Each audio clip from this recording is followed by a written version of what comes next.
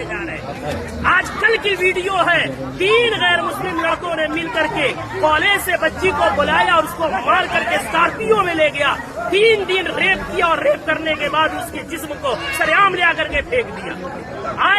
ان مولانا صاحب نے جو کہا سن کر آپ کا دل خوش ہو جائے گا۔ ہر مسلمان کو اس ویڈیو کو پورا ضرور دیکھنا چاہیے اور مجھے امید ہے ہر مسلمان اس ویڈیو کو شیئر بھی ضرور کرے گا۔ ابھی آپ کو سنائیں گے مولانا صاحب نے کیا کہا۔ ایک شادی میں مولانا صاحب نے ایسا بیان دیا، سن کر لوگ شرم سے جھک گئے۔ علماء اکرام ہمارے لیے کتنی محنت کرتے ہیں تاکہ ہم دین کے راستے پر چلیں، ہمارے لیے کتنا درد رکھتے ہیں، اور وہ آپ کو اپنے گھر کی باتیں نہیں بتاتے بلکہ اللہ اور اس کے رسول کی باتیں بتاتے ہیں۔ ہم ہیں جو اپنے علماء کی کسی بات کو سننے کے لیے تیار نہیں ہیں۔ شادی میں ڈی جے اور ناچ گانے کے لیے منع کیا گیا، پھر بھی لوگوں نے خوب ناچ گانا کیا۔ آپ خود ہی بتائیے کس کا زیادہ فائدہ ہے، جو مولانا صاحب بتا رہے ہیں یا جن کے گھر شادی ہے؟ جب شادی میں حرام کاری ہوتی ہے تو شیطان شریک ہو جاتے ہیں۔ حرام کاری کی وجہ سے انسان گنہگار بھی ہو جاتا ہے اور شیطان یہ لڑائیوں اور بیماریوں سے گھر کو برباد کر دیتا ہے۔ جو شادی کو سنت کے طریقے پر کرتا ہے، نبی کریم صلی اللہ تعالی علیہ وسلم کی سنت کو زندہ کرنے کے لیے اس کے گھر ہمیشہ خوشیاں رہتی ہیں اور بیماریوں سے بھی محفوظ رہتے ہیں اور اللہ کی رحمتیں ان پر نازل ہوتی ہیں۔ آپ خود ہی سنیں مولانا صاحب نے کیا کہا اور کتنی اچھی نصیحت دی۔ آپ اپنی رائے بھی ہمیں ضرور بتائیں۔ آج کل کی ویڈیو ہے، 3 غیر مسلم لڑکوں نے مل کر کے کالج سے بچی کو بلایا اور اس کو مار کر کے اسکارپیو میں لے گیا، 3 دن ریپ کیا اور ریپ کرنے کے بعد اس کے جسم کو سریعام لے کر کے پھینک دیا۔ آئے دن یہ خبریں آ رہی ہیں۔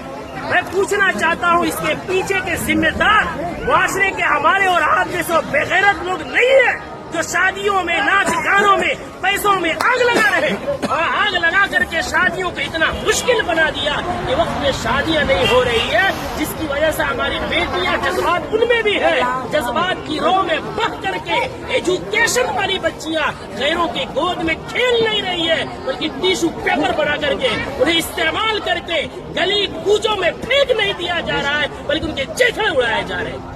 اتنے ادب و احترام کے ساتھ بار بار اصرار کرنے کے بعد جھک کر کے باپ کہہ کر کے بھائی کہہ کر کے ایمان کا حوالہ دے کر اسلام کا حوالہ دے کر پوری سوسائٹی کے عہد و پیمان کا حوالہ دے کر کے کہا گیا، لیکن پھر کیوں نہیں مانے؟ جرأت کی بات ہے، ہمت کی بات ہے۔ آخر وہ ہمت آئی کہاں سے کہ پورا معاشرہ بائیکاٹ کر رہا ہے، آپ ناچ لا رہے ہیں، چوک پہ نچا رہے ہیں، پورا بستی اس گناہ سے بچنا چاہتا ہے۔ خدا کا خوف کھائیں ہم لوگ، کل قیامت میں کیا منہ دکھائیں گے؟ پورے گاؤں میں نچاتے ہوئے لے کر آتے ہیں، مسجد کے سامنے سے لے کر آتے ہیں، پورے گاؤں میں۔ یہ کیا ہے؟ اس کو ضد نہیں کہتے ہیں تو اور کیا کہتے ہیں؟ اس کو ہٹ درمی نہیں کہتے ہیں تو کیا کہتے ہیں؟